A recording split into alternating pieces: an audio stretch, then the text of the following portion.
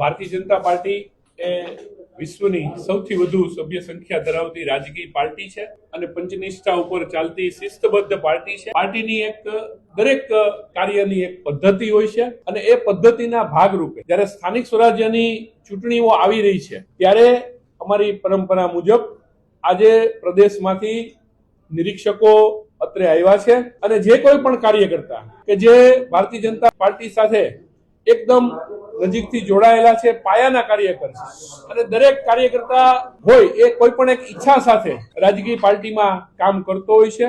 એના ભાગરૂપે એને મહાનગરપાલિકાની જે ચૂંટણી આવી રહી છે એમાં ચૂંટણી લડવા માટે પોતાની ઉમેદવારીની પ્રક્રિયા માટેની સેન્સ લેવાની પ્રક્રિયા આજે થઈ રહી છે। ત્યારે રાજકોટ ભારતીય જનતા પાર્ટીના કાર્યકર્તાઓમાં ખૂબ ઉત્સાહ છે। બધા કાર્યકર્તાઓ શિસ્તબદ્ધ રીતે અહીંયા કાર્યાલય ઉપર અમે આ વ્યવસ્થા કરી છે અને કાર્યાલય ઉપર 3 ઝોનમાં આ પ્રક્રિયા થશે।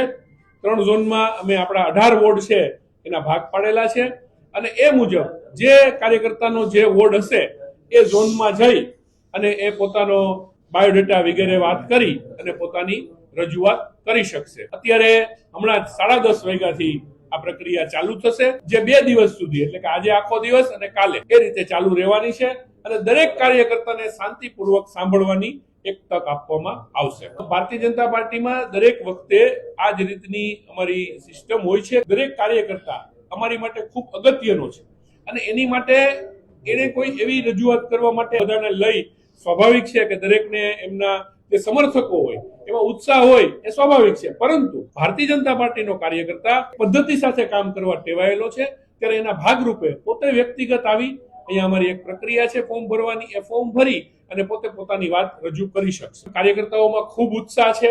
હવે એ હમણાં પ્રક્રિયા શરૂ થાય અને જે રીતે કાર્યકર્તાઓ આવશે અને દરેક કાર્યકર્તા પોતાની રજૂઆત કરશે એ પછી સાંજ સુધીમાં એ વસ્તુ ક્લિયર થશે। આજે જેટલા વોર્ડ છે એનો સાંજ સુધીમાં અમને ક્લિયર ખબર પડી જશે। ના, ફોર્મ મેં વાંચેલું છે, ફોર્મ સરળ છે, કોઈ તકલીફ પડે એવું નથી, કેમ કે આ ફોર્મ પહેલી વખત નથી આવ્યું। આ ફોર્મ અમારી પ્રક્રિયાનો એક ભાગ છે અને તકલીફ પડે એવું નથી ને અમારા કાર્યકર્તાઓ, સિનિયર કાર્યકર્તાઓ અને કાર્યાલયનો સ્ટાફ આની મદદ માટે નીચે અમે વ્યવસ્થા રાખેલી છે। પસંદગી માટેના ક્રાઇટેરિયા અમારું પાર્લામેન્ટરી બોર્ડ અને અમારું પ્રદેશનું શીર્ષસ્થ નેતૃત્વ નક્કી કરતું હોય છે કે જે તે સમયે એ અમને માહિતી આપશે અથવા તો એ લોકો એ રીતે નિર્ણય લેશે। હાલ એવી કોઈ અમને સૂચના નથી એટલે અત્યારે તમામ કાર્યકર્તાઓ ફોર્મ ભરી શકશે।